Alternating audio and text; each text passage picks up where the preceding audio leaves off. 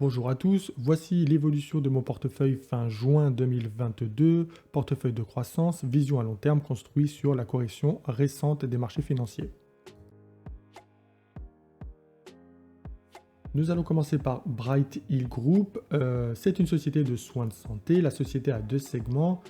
Un segment qui est engagé donc dans la prestation de soins locaux et personnalisés de multiples façons, y compris la prestation de soins intégrés. Et le deuxième segment fournit des soins cliniques virtuels et en personne à près de 2 millions de patients par l'intermédiaire de 180 cliniques gérées et affiliées au sein de son système intégré de prestation de soins, en sachant que ceci, c'est aux États-Unis. Donc, le secteur, c'est la santé et l'assurance. La croissance, on le voit ici, elle est très très forte. Les bénéfices, par contre, ils sont négatifs, on le voit ici, c'est en rose. Le risque, il est de 10 sur 10. Pourquoi? Parce que déjà, elle perd de l'argent et en plus de ça, la dette, elle est très forte. Et l'investissement est donc minime, 192 euros. Derrière, nous avons un nouvel investissement, c'est Auto1 Group.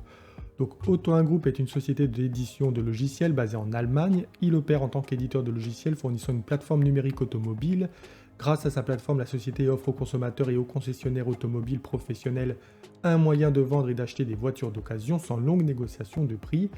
Vous connaissez peut-être déjà la pub Auto Hero, ça fait partie d'une des entreprises de Auto1 Group. Le secteur donc logiciel et services informatiques, la croissance elle est relativement forte. On a eu une accalmie en 2020, tout le monde sait pourquoi, mais en tout cas 2021 c'est reparti sur les mêmes bases de 2018 et 2019, donc ça c'est très positif.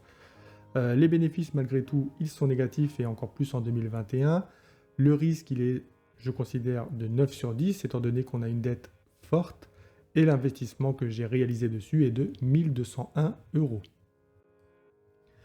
Ensuite, nous avons 2CRSI qui est une société basée en France et qui sert de fabricant de solutions de serveurs et d'autres grossistes de périphériques de stockage de données.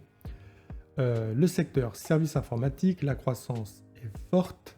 On le voit ici, donc 2019, ça a été un petit peu, pas mal négatif, mais ensuite ça s'est bien repris.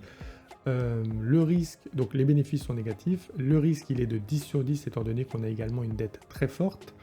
Et l'investissement dessus a été de 2430 euros parce que voilà, la data c'est hyper important et je pense que ça va plutôt bien se développer après avoir si 2CRSI gère bien son secteur bien évidemment. Ensuite nous avons Somfy, donc c'est une société basée en France impliquée dans la conception, la fabrication et le développement de contrôle de technologies ouvertes ou fermées de maisons et bâtiments industriels. Donc on est clairement dans les bâtiments intelligents. La gamme de produits de la société comprend les contrôles automatiques pour stores, volets roulants, grilles de vitrine, portes de garage et portails, les moteurs et télécommandes pour volets roulants et rideaux, stores vénitiens et tous les stores d'intérieur et de décoration, les systèmes d'alarme et de protection des installations de grandes sociétés. En gros, on est voilà, dans la maison connectée, pas de problème. Le secteur, c'est donc le composant et équipement électrique. La croissance, elle est correcte, on le voit ici. Les bénéfices sont très positifs par contre, vraiment très positifs, avec une belle marge nette. Le risque, je considère qu'il est de 3 sur 10 seulement, étant donné que nous n'avons aucune dette nette, et l'investissement, il est de 12 568 euros dessus. Nouvel investissement, là encore, nous avons XFAB. C'est un groupe de fonderie spécialisé avec une expertise dans la production de circuits intégrés à signaux analogiques mixtes, de systèmes micro-électromécaniques et de carbure de silicium, se concentrant sur le marché automobile, industriel et médicaux à forte croissance et à longue durée de vie a priori. Donc durée de vie a priori, c'est subjectif, nous verrons comment ça va tourner tout ça. En tout cas, nous sommes sur le secteur des semi-conducteurs. La croissance est complètement inégale, on le voit, 2018, 2019, 2020 ça baissait. 2021, bien évidemment, tout va bien, mais c'est lié à la pénurie des semi-conducteurs. Et voilà, on a besoin de tous les acteurs, donc XFAB en profite clairement. Et je pense que durant les 2, 3, 4 prochaines années, XFAB va pouvoir profiter justement de cette opportunité pour leur secteur. Le bénéfice, il est positif, malgré 2019, une année très négative, mais on a en même temps 2021, une année très positive, et là encore, je pense que ça va continuer. Le risque, il est de 4 sur 10, aucune dette nette, et l'investissement dessus est de 14 300 euros. Et derrière, nous avons KATEK. KATEK est un fabricant allemand de composants électroniques. La société opère en tant que société holding du groupe KATEK et développe et produit des composants et de systèmes électroniques personnalisés pour des secteurs tels que l'automobile, le médical, l'énergie, l'industrie et les ménages. Donc le secteur équipement et pièces électroniques, la croissance elle est très forte, nous le voyons ici. Les bénéfices légèrement positifs. Le risque, il est de 6 sur 10. La dette, je trouve qu'elle est acceptable. Et l'investissement, il est de 40 390 euros. Donc graphiquement, Auto1 Group, ce qu'on peut voir, c'est que sur ses plus hauts, a perdu 83%. C'est absolument fou. Au départ, il n'y avait pas beaucoup de volume. Là, les volumes commencent à grossir. Et moi, je pense qu'on est à peu près sur des plus bas, hein. J'ai du mal à penser que ça puisse descendre de 95%, très franchement. Bright Hill Group, pareil, alors elle a complètement dégringolé. Au départ, sans volume, hein, on peut le remarquer. Puis après, des volumes plus importants. On est sur du moins 89% là encore. Alors forcément, hein, ce sont des valeurs de croissance. Et les valeurs de croissance, avec des perspectives d'inflation et d'augmentation de taux, ça dérouille. D'autant plus qu'elles étaient relativement chères à l'époque. Là, nous avons Somfy qui a perdu 31% sur ses plus hauts fin 2021. Il y avait eu un rebond qui avait été fait parce qu'ils ont intégré des nouveaux ETF. Donc mécaniquement, l'action, elle augmente. Et puis après, bon, ça a corrigé de nouveau, ça a repris son point bas. En sachant que finalement, ça a fait le contraire que du CAC 40 qui, lui, a pris de la puissance et a pris de la hauteur. Donc pour moi, comme j'ai dit tout à l'heure, très belle société. Je pense que là, on est plutôt bien. Ça ne veut pas dire que ça ne va pas descendre, bien évidemment. Mais en tout cas, vision à long terme, il n'y a pas de souci pour moi à ce prix-là. De CRSI, donc ça avait très très bien résisté sur une année. Vraiment très très bien résisté. Pour une valeur de croissance, c'est même exceptionnel, j'ai envie de dire. Maintenant, là, on a une baisse liée au rapport... un rapport qui devait avoir semestriel, je crois, ou troisième trimestre, je ne sais plus exactement, mais en tout cas un rapport qui a été reporté. Forcément, la news, elle passe pas, on ne sait pas trop ce que ça cache. Personnellement, moi, ça ne m'inquiète pas plus, on verra bien ce qui est dit dedans. Mais en tout cas, sans information complémentaire, pour moi, c'est plus une opportunité qu'autre chose. Et on est à moins 32% du plus haut, fait à partir de novembre 2021, en sachant que c'est les valeurs de croissance, elles ont vraiment corrigé à ce moment-là. On peut voir l'ETF de Cathie Wood, ARK Innovation, a corrigé à partir de ce moment-là. Ensuite, on a Catex. Sur ce plus haut, il a perdu 53%. Forcément, valeur de croissance avec pareil, hein, exactement les mêmes raisons que pour toutes les autres valeurs de croissance, ça a perdu 53%. J'ai du mal à penser que malgré tout, ça puisse descendre à 80%, 90%. Après, on ne sait jamais. Le truc avec Catex, c'est que des fois, il y a des journées où en fait, il n'y a pas de volume. Il n'y a vraiment pas de volume. Et même là, ici, on le voit, c'est vide. Et des fois, il n'y a aucune transaction dans la journée. Vraiment aucune. Et parfois, en une journée, il y a, je sais pas moi, il y a quelqu'un qui a acheté 5 actions et ça perd 3%. 5 actions, alors ils se sont mis d'accord entre acheteurs et vendeurs, mais pour 5 actions, l'action perd 3%.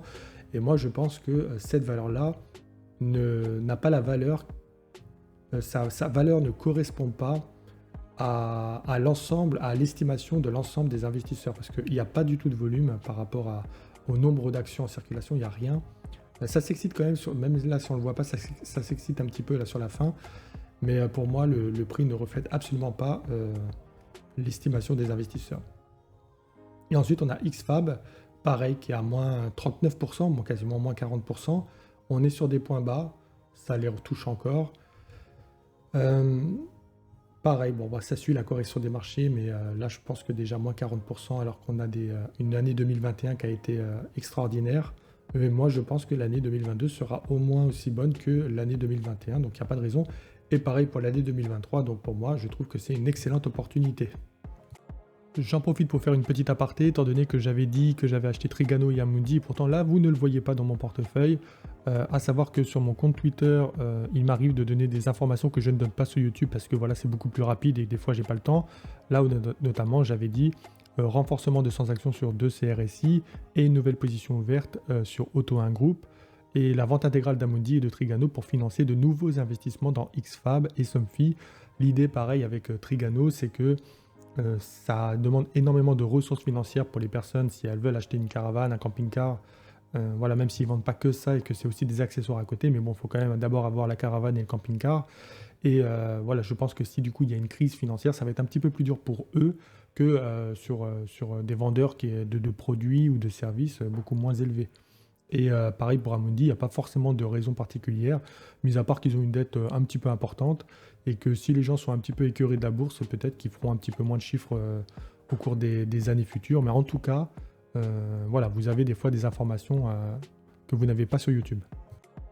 Donc là, nous voyons la répartition de mon portefeuille comme tel. Donc ici, c'est la répartition de mon portefeuille telle qu'elle était au moment où j'ai investi dessus. Et là, c'est mon portefeuille aujourd'hui. Donc on le voit, il est beaucoup plus rétréci qu'au départ. Et on a notamment Catec qui en est la cause, hein, qui a beaucoup rétréci dans le portefeuille d'aujourd'hui vis-à-vis de ce qui s'était passé auparavant. Ce qu'on peut remarquer, donc là ici on a donc Catec, XFAB, Somfy, 2 CRSI, Auto 1 Group et ici la toute petite position c'est Bright Hill Group, prestateur de soins de santé. Donc là ce qu'on peut remarquer c'est que Catec, XFAB et Somfy représentent quasiment l'intégralité de mon portefeuille, mais comme on l'a vu auparavant, nous sommes sur tout un tas de secteurs diversifiés, des secteurs qui sont à la fois importants et utiles pour la société. XFAB avec les semi-conducteurs, Somfy, bah voilà, c'est peut-être moins important que XFAB, mais en tout cas, on connaît, on sait que c'est l'avenir, la maison intelligente avec les réseaux électriques intelligents, avec le contrôle de l'eau, avec tout un tas de choses qui vont commencer à arriver. Il y a beaucoup de choses à faire pour Somfy. On a également Catec qui est sur énormément de secteurs comme les énergies renouvelables, l'automobile, le médical. Donc voilà, ici on touche beaucoup de choses, pièces électroniques, semi-conducteurs et là encore des équipements électroniques et électriques pour les maisons. Et ici on voit les pertes et les bénéfices donc directement. Catec, donc la ligne en bleu c'est la somme que j'avais mis à la base lorsque j'ai investi, puis en rouge c'est l'investissement aujourd'hui.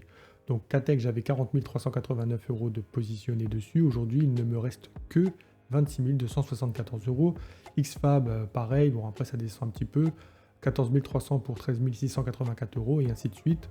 Là encore, on peut s'apercevoir que Somfy, XFAB et Catec représentent l'intégralité de mon portefeuille, quasiment. Et bon, après pour XFAB et Somfy, ce sont des nouvelles positions, donc forcément on n'a pas une différence comme sur Catec. Catec c'est déjà plus ancien, hein. C'est quand même assez vieux. Donc voilà, j'espère en tout cas que cette vidéo vous aura plu. Moi je pense pas que les marchés financiers vont encore beaucoup corriger. J'ai mis l'intégralité de mon argent, je n'ai plus de liquidité. Et puis maintenant on verra. Donc c'est une vision 5-10 ans. Catec, on est plus sur une vision 10 ans. XFAB 3, 4, 5 années. Et le reste, là encore, on est sur une vision de 10 années. On verra bien comment cela va se passer. J'espère que cette vidéo vous aura plu. J'espère également que votre portefeuille se comporte plutôt bien, mieux que moi, parce que moi je suis en train de faire une mini Cathie Wood, je ne suis pas encore à son niveau, hein, mais peut-être que d'ici 2-3 mois j'y serai, j'en sais rien, j'espère pas.